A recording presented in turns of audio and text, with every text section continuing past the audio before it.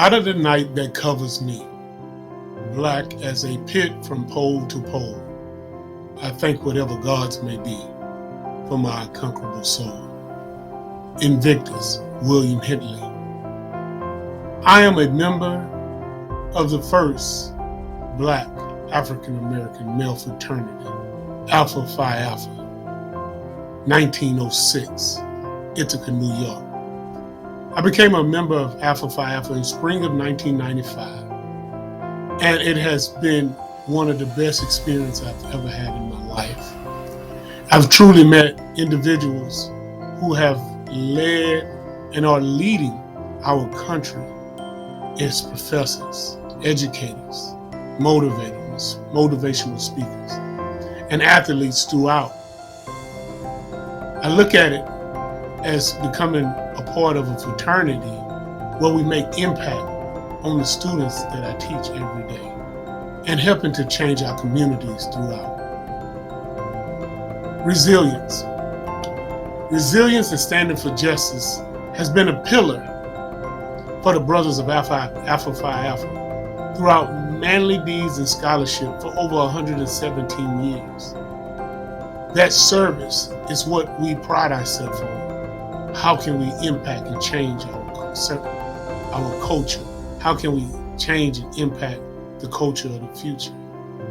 The brothers of Alpha Phi Alpha, they have always been the ones that started and lead where we are, where we're going, and where the possibilities may take us. I've been influenced from great leaders as Dr. Martin Luther King, coaches like Eddie Robinson, Jesse Owens, track stars, Thurgood Marshals, judges and lawyers throughout, who helped me to realize that just going to college wasn't good enough. But what else could I do? Not just get one degree, not just get a master's, but get a PhD. Because when you stand in that effort and taking it to the next level, you can look back and pull those behind you and give them somebody as an example. So the brothers that went before me, I come behind them to take it to the next level. One of my fondest memories is the days of our fraternity step shows and fashion shows. You had other fraternities, the Pretty Boys, the Kappas, the Wild Boys, the Omegas, the Bros of Sigma, and we all gathered around and we had to show our style. 9 Miles of the Nile was my group, and we were all athletes. So the first year we didn't do well in the step show, but by that second year we had caught on. And even in the fashion, we were all big guys. So we started to put those suits together in those colors where the ladies and everybody got excited when they seen the brothers of Alpha Phi Alpha come in. And so I take those memories with those group of guys, those 9 brothers, and we helped to make a state, which was Oregon, 8% black in the entire state, realized that there was some young men that had creativity and knowledge and was a member of society that they wanted to deal with us as much as they could. We would get out into communities. We used to do the Habitat for Homes. We would help build homes. We would do service. We would have scholarship luncheons. We went inside of churches. We met with families. We did stuff in the elementary school. We did reading programs. We would have leadership seminars where we learned how to be better at our craft. We would get out into the community with community walks. Any of those things were great for us helping and becoming better young men. That's the service that we are because of being alphas.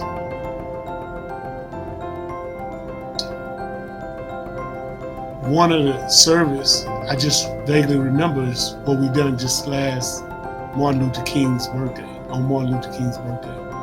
We stood in front of the young men that represent some of the high schools in the Humble District, and we talked about finance, we talked about faith and education. I had the opportunity to be the one who spoke about education. And through this education, I told them about the 5 R's. And one, first, being responsible. You got to be responsible for your own education. You got to be responsible for everything that you do. Being able to take the responsibility will lead you to where you want to go. The next one, I told them you needed to be relational. How do you build relationships? People, you're going to have somebody that helps you. People are out there willing to help you, but if you don't say nothing, how are they going to know that you're ready? The third one was being ready. When opportunity steps in front of you, are you ready? The next one was resilience. You're going to get a lot of no's. Life is about a lot of disappointment. But with those disappointments come opportunities. And opportunities come to be great. And when you take those opportunities and you're ready, you're responsible, and you're relational, success comes to follow. The last one I told them is you got to be reflective. You got to reflect on your past goal, your present goals, and your future goals. That way you become reflective on your own understanding and you build upon that. Those are the crucial things in education. And if you take it, wherever you go from high school to college to career, you'll be successful. It takes time. Those are the things that I just talked about service with a group of young men not even a week ago. Thank you.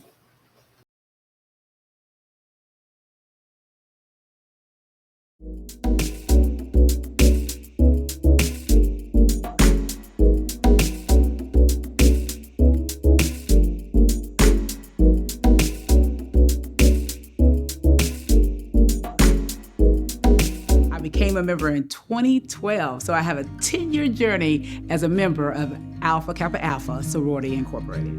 When I think about resilience and I think about my sorority and the founders of my sorority in 1908, a group of women, African American women, who weren't welcomed in a lot of establishments, didn't have access to a lot of things that we take for granted, but they had a vision and a dream to start something in which we could all learn and grow over the years. I can't help but think about the grit, the resilience, and the determination that during those times when things weren't easy, they didn't hesitate to dream about things being better. Being a part of Alpha Kappa Alpha Sorority Incorporated has greatly influenced me. I have truly enjoyed my membership over the last 10 years. It's been an organization in which service is demonstrated on a daily, in which just the coming together, the sisterhood, which is one of the reasons why I was really excited to join, and also with a thought that we help each other. And so to be a part of an organization that thrives on encouraging and supporting and being with women has been a phenomenal experience.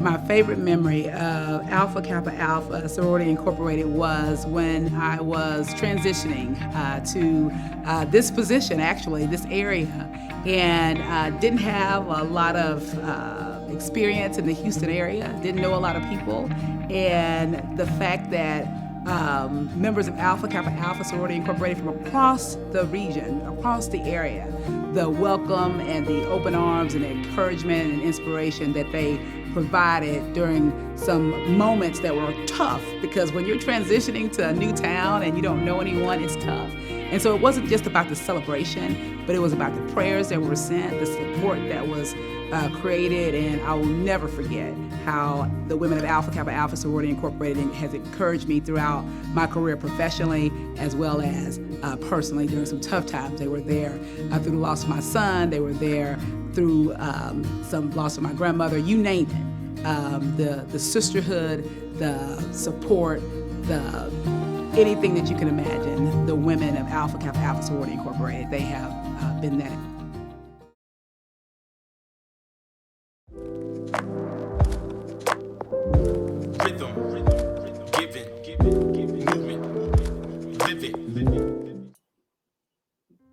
Hello, I'm Dr. Marcie Strahan, Executive Director of Social Emotional Learning and Culture here in Aldine ISD.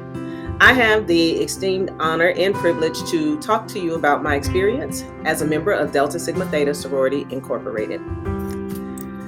I entered the illustrious sisterhood of Delta Sigma Theta Sorority Incorporated in November of 1994 on the campus of Jarvis Christian University with 12 other ladies.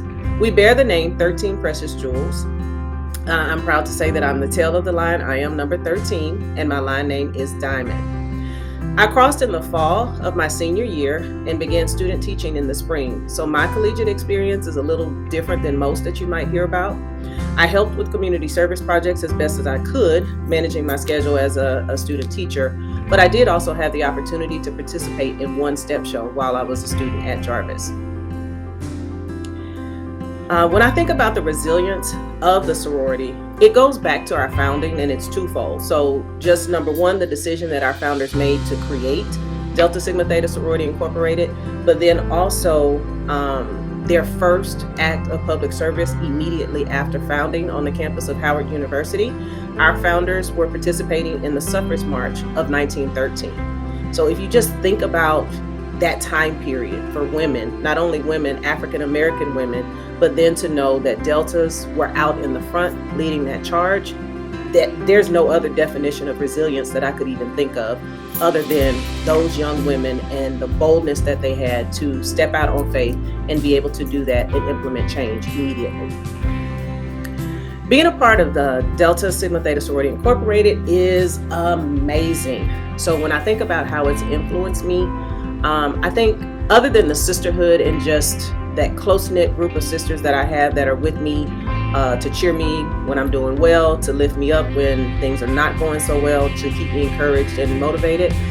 Outside of that, the organization has helped develop my leadership skills and allowed me to be comfortable within my own style. I've had the opportunity to serve on both the local and regional level within the sorority. But here most recently, I've started my journey on the national level with a national leadership development program called Delta Fellows. What's really exciting about that is this particular program has only been around within the sorority since 2016, and there are just a few over 100 members, and I am one of those members of Delta Fellows. So within those leadership skills, I've been able to integrate what I do within Delta within both my personal and professional life. So I think that has been a humongous opportunity for me and influence on me with being a member of Delta. My fondest memory of being in the sorority has to deal with any attendance really at a national convention. So to put things in perspective, we have over 300,000 members within our sorority. And so we gather every year for either a national convention or a regional conference. And in 2015, I had the honor of serving as president of North Harris County Alumni Chapter, and we helped host the national convention that was here in Houston. That was the 52nd National Convention. So that definitely stands out as my fondest memory. So being able to help plan the convention, being able to participate. I actually served as the DJ during our parade right before our opening ceremony, and then to be able to walk the red carpet and have a speaking role in greeting Soros from all over the world on the dais and then sitting on the dais. So that definitely by far is one of my most fondest memories. And then finally, when we talk about service, we know that service is definitely a pillar of our organization. So what we do is we boldly confront the challenges of African Americans, and those efforts impact all Americans. So although we're focusing on African Americans, the things that we do, the things that we put in place, our voice, all of that definitely impacts all Americans. As a sorority, as an organization, we provide extensive array of public service initiatives through the sorority's 5-point programmatic thrust, which consists of economic development, educational development, international awareness and involvement, physical and mental health, as well as political awareness. So hopefully you have gained a little bit more information about the sorority and maybe just a little bit here or there about me. It's been an honor to visit with you. Thank you.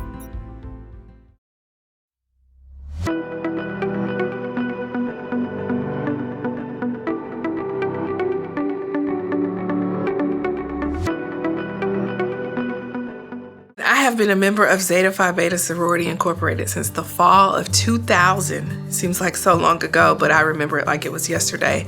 I was a young collegiate at Prairie View A&M University and, made a lifelong commitment to be a member of the sorority.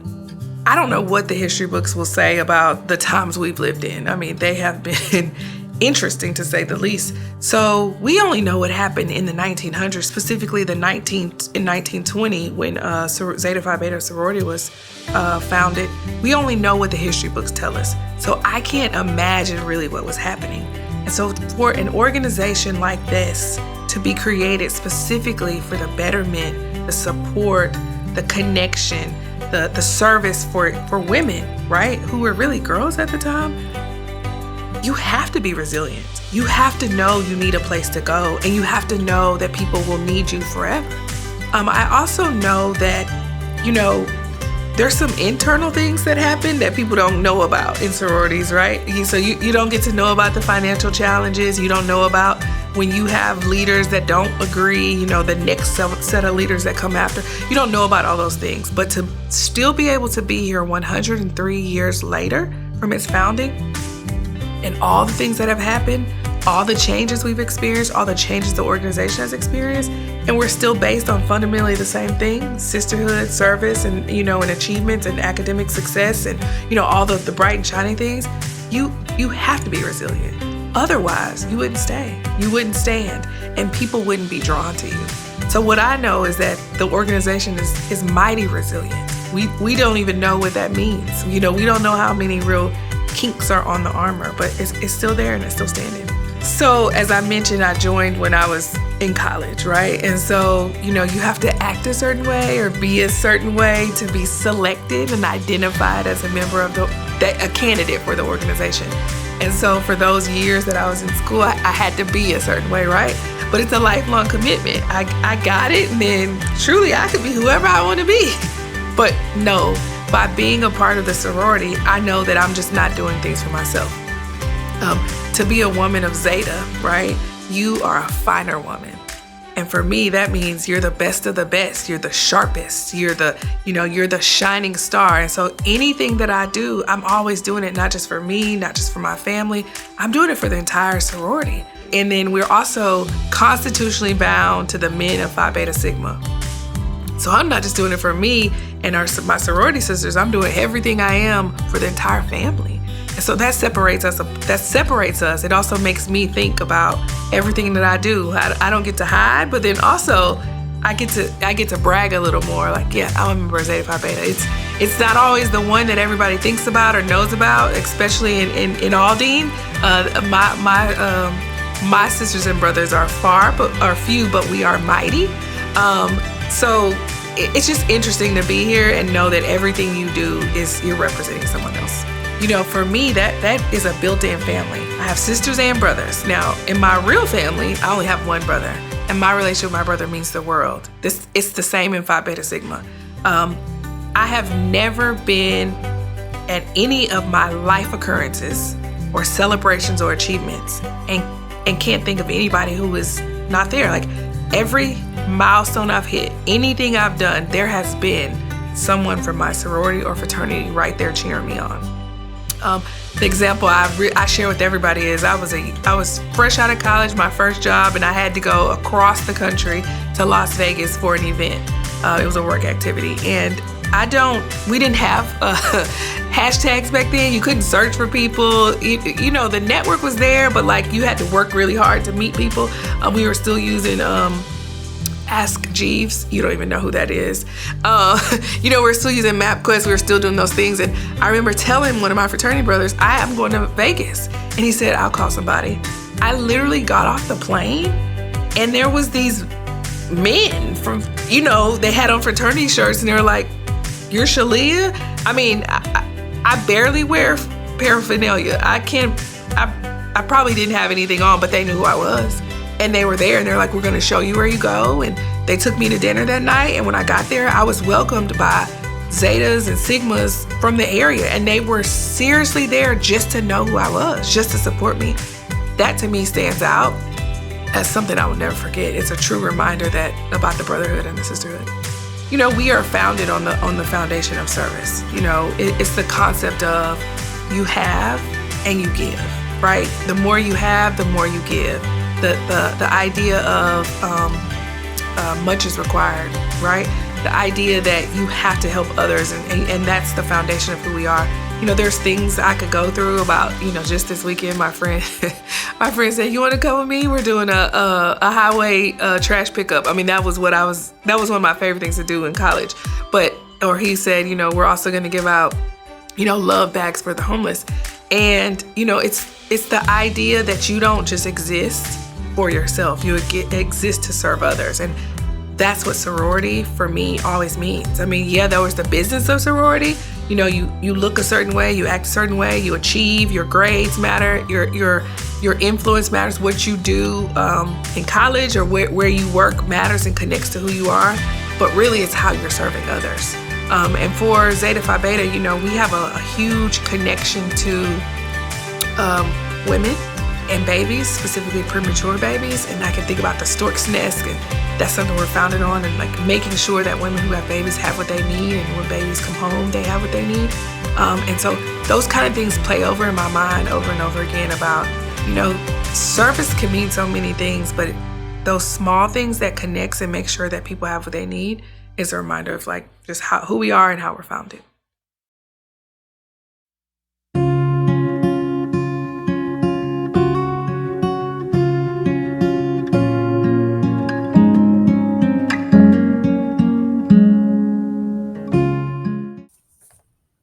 Hi, my name is Ida Carter, proud member of Sigma Gamma Rho Sorority Incorporated.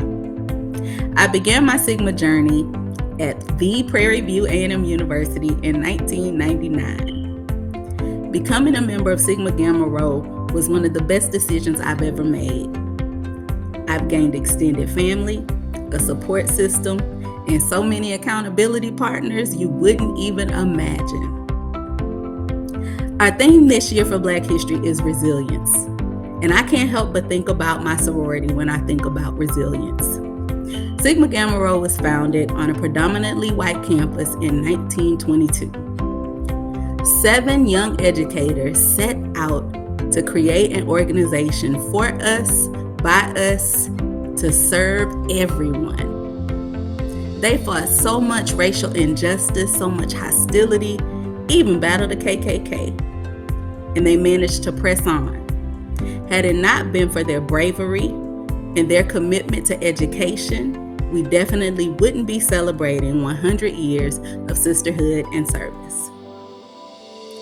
Being a member of Sigma Gamma Rho has definitely influenced my commitment to education, equity, and service. My fondest memory of being a member of Sigma Gamma Rho is probably the intake process.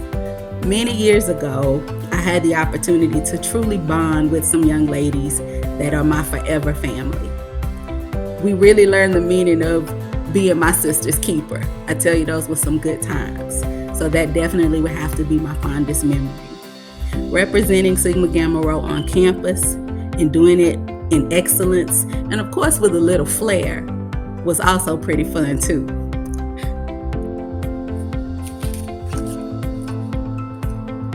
Our motto is greater service, greater progress. Since the beginning, the focus of our sorority has been community building through education, through health awareness, and through leadership development. Programs at the local and the national level allow us to maximize our impact around the world. And that's why I chose Sigma Gamma Rho.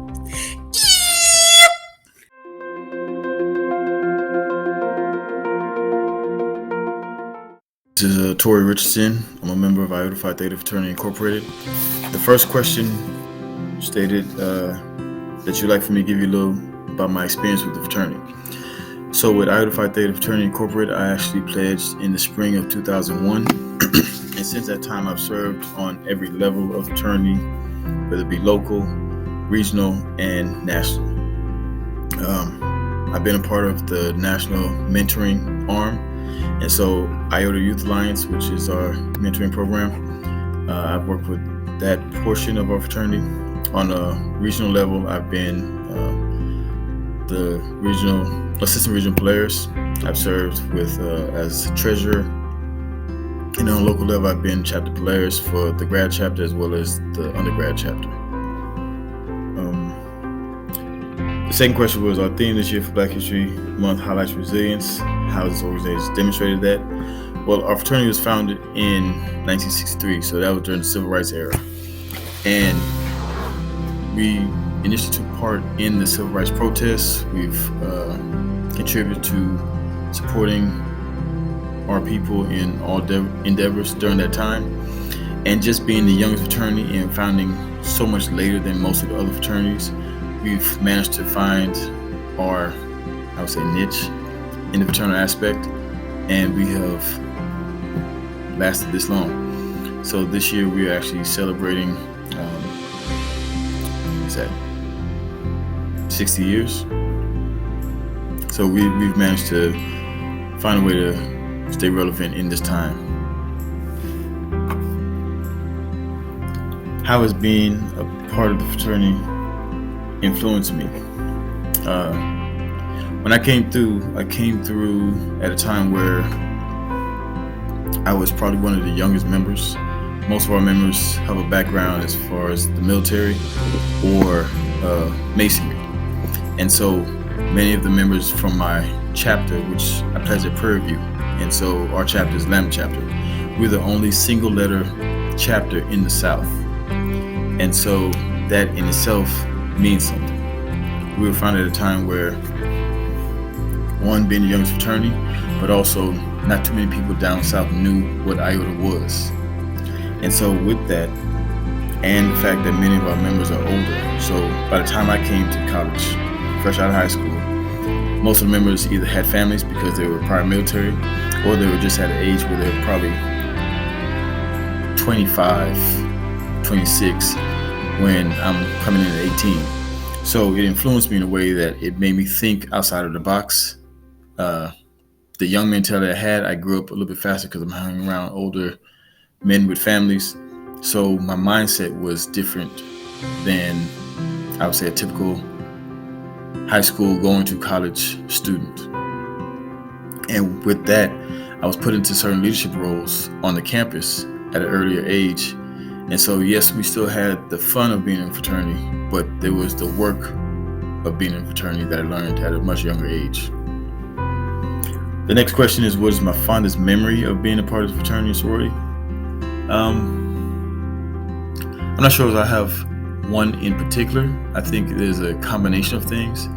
I remember that, shortly after pledging, of course, when you're a neo, you have events and stuff that you go to. But I would say that the road tripping to different regional events, different chapters, visiting, meeting brothers that didn't necessarily pledge with me was a great impact for me. But even now, when I meet